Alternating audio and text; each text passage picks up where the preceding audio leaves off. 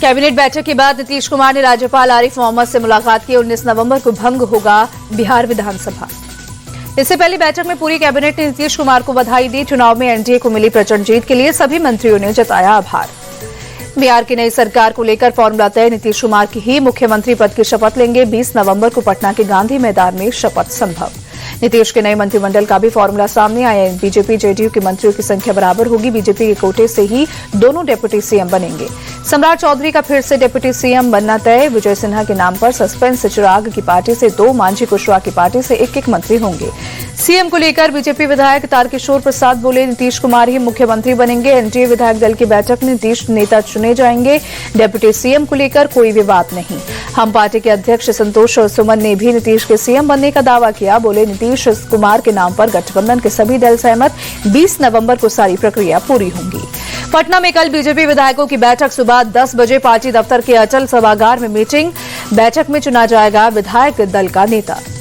केंद्रीय मंत्री जितिन राम मांझी का बयान। बोले, मुझे हमेशा से विश्वास था कि नीतीश कुमार के मुख्यमंत्री पद की उम्मीदवार बनने पर हम जीतेंगे। जितिन राम मांझी ने कहा, मैं अपनी पार्टी के लिए कभी कुछ नहीं मांगूंगा। बोले, सरकार बनाने की तैयारियां चल रही हैं। हरियाणा के मंत्री अनिल विज ने कहा, बिहार में जो दुर्गति कांग्रेस की हुई है उससे उन्हें सबक लेना चाहिए। अनिल विज का बयान, हम हरियाणा जीते, दिल्ली जीते, बिहार में जीते हैं और अब बंगाल की तैयारी है। बिहार के नतीजों पर रॉबर्ट वाड्रा का बड़ा बयान। दोबारा चुनाव होंगे तो नतीजे पलट जाएंगे। कहा, चुनाव आयोग की वजह से एनडीए के पक्ष में नतीजे आए। वीआईपी प्रमुख मुकेश सैनी का बयान। बोले, चुनाव में हार जीत होती रहती है, महागठबंधन को सफलता नहीं मिली। मुकेश सैनी ने एनडीए पर हमला बोलते हुए कहा, एनडीए को पैसे के दम पर जनादेश मिला है। देश का लोकतंत्र खतरे में है। रोहिणी आचार्य के बाद लालू यादव की 3 और बेटियों ने घर छोड़ा। रागिनी चंदा और राजलक्ष्मी बच्चों के साथ पटना से दिल्ली आई। पटना से दिल्ली आने के बाद मुंबई अपने ससुराल गई रोहिणी आचार्य। कहा, मेरे लिए मम्मी पापा रो रहे थे। मेरे माता पिता और बहनें हमेशा मेरे साथ हैं। रोहिणी आचार्य का तेजस्वी यादव पर बड़ा हमला। चप्पल कांड को लेकर बोली, तेजस्वी की पत्नी रेचल से पूछिए चप्पल किसने चलाई और किसकी शय पर यह हुआ। संजय और रमेश से पूछो। रोहिणी बोली, चप्पल कांड के वक्त मेरे माता पिता भी रो रहे थे। सारा बलिदान बेटी ही क्यों दे, बेटे से भी सवाल हो। परिवार से अलग होने पर बोली, मैं माता पिता के साथ हूं। पिता लालू यादव से हर समय मेरी बात हो रही है, सिर्फ भाई से अलग हुई हूं। बहन रोहिणी आचार्य के आरोपों के बाद भड़के तेज प्रताप। कहा, बहन का अपमान बर्दाश्त नहीं करेंगे। चंद चेहरों ने तेजस्वी की बुद्धि पर पर्दा डाल दिया है। तेज प्रताप ने सोशल मीडिया पर पोस्ट शेयर किया। लिखा, पिताजी सिर्फ एक इशारा करे, इन जय चंदों को जमीन में गाड़ देंगे। रोहिणी आचार्य के आरोप पर राबड़ी देवी के भाई साधु यादव ने तेजस्वी को घेरा। कहा, जो बाहरी व्यक्ति से बहन का अपमान करवा सकता है वो कुछ भी करवा सकता है। रोहिणी आचार्य के बाद अब आरजेडी के बागी नेता रितु जायसवाल ने तेजस्वी के करीबी संजय यादव पर बोला हमला। कहा, खुद को चाणक्य समझने में गंवाई जीती हुई सीटें। रोहिणी आचार्य को लेकर बीजेपी प्रदेश अध्यक्ष दिलीप जायसवाल बोले, रोहिणी ने किडनी देकर लालू की जान बचाई, उसके साथ ऐसा व्यवहार ठीक नहीं। लालू परिवार को लेकर गिरिराज सिंह बोले, पीएम ने पहले ही कहा था कि चुनाव बाद में लालू परिवार बिखर जाएगा। जब कोई पार्टी परिवार बन जाती है तो ऐसा ही होता है। लोकतंत्र में परिवारवाद खत्म होने का समय आ गया है। रोहिणी के घर छोड़ने पर जितिन राम मांझी का बयान। बोले, रोहिणी और दूसरी बहनों का घर छोड़ना दुखद। तेजस्वी ने ऐसा क्यों किया, ये जांच का विषय।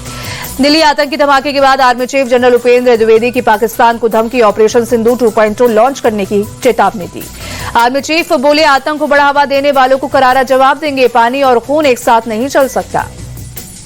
दिल्ली धमाके में गिरफ्तार आमिर के पाटियाला हाउस कोर्ट में पेश। कोर्ट ने 10 दिन की एनआईए कस्टडी में भेजा। आमिर पर उमर के साथ मिलकर साजिश रचने का है आरोप। फरीदाबाद चारा मॉड्यूल मामले की जांच तेज। क्राइम ब्रांच ने अल-फलाह यूनिवर्सिटी के चेयरमैन जावेद अहमद को पूछताछ के लिए समन भेजा। दिल्ली कार ब्लास्ट मामले में कानपुर का जीएसवीएम मेडिकल कॉलेज फिर चर्चा में। मेडिकल कॉलेज के डॉक्टर्स पर जांच एजेंसी की नजर। कानपुर मेडिकल कॉलेज से 7 और डॉक्टर लापता। टेरर मॉड्यूल में सुरक्षा एजेंसियां कर रही है तलाश। अल-फलाह यूनिवर्सिटी पर बुलडोजर एक्शन की तैयारी। जांच के बाद गिराया जा सकता है अवैध निर्माण। सूत्रों के अनुसार सरकारी और ग्रामीण रास्तों पर यूनिवर्सिटी का कब्जा। आतंकी शाहीन को लेकर बड़ा खुलासा। यूपी के 3 शहरों में शाहीन के बैंक अकाउंट मिले। करोड़ों का हुआ लेन देन।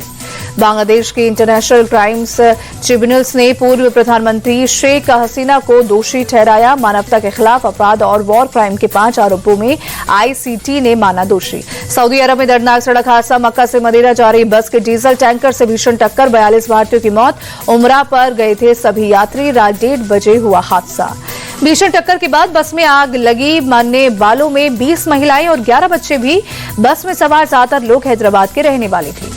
घटनास्थल पर राहत बचाव का काम जारी। हादसे पर तेलंगाना सीएम रेवंत रेड्डी ने दुख जताया। हैदराबाद से सांसद ओवैसी ने भी संवेदनाएं व्यक्त की। सीएम रेवंत रेड्डी ने मुख्य सचिव को हादसे की विस्तृत जानकारी जुटाने के निर्देश दिए। विदेश मंत्रालय और सऊदी स्थित दूतावास से भी संपर्क साधने का आदेश दिया। ओवैसी ने विदेश मंत्री एस जयशंकर से शवों को वापस जल्द से जल्द भारत लाने की अपील की। घायलों को उचित इलाज उपलब्ध कराने का भी अनुरोध। सऊदी बस हादसे के बाद जिद्दा स्थित भारतीय दूतावास ने कंट्रोल रूम स्थापित किया, हेल्पलाइन नंबर भी जारी किया।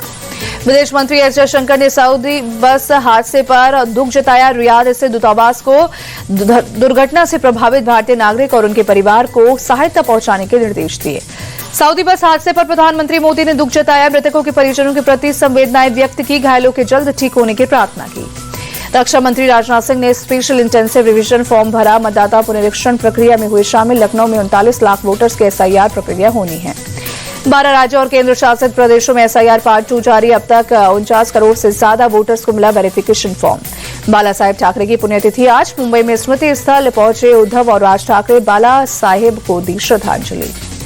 फ्लोरिडा में मेयर्स न्यू वर्ल्ड T20 के फाइनल में पहुंचे। इंडिया टीवी के चेयरमैन और editor in chief Rajat Sharma और managing director Ritu Dhawan toss के ग्राउंड पर मौजूद रहे। रजत जी ने वेस्ट इंडीज के पूर्व क्रिकेटर और लीग के एम्बेसडर विवियन रिचर्ड्स के साथ क्रिकेट पर चर्चा की। दोनों ने भारत की तरह अमेरिका में क्रिकेट के शानदार भविष्य की उम्मीद जताई। रजत जी और रितु जी ने इस अवार्ड सेरेमनी में खिलाड़ियों को ट्रॉफी दी। इस मौके पर रजत जी को एक मेमोरियल कॉइन भी दिया गया।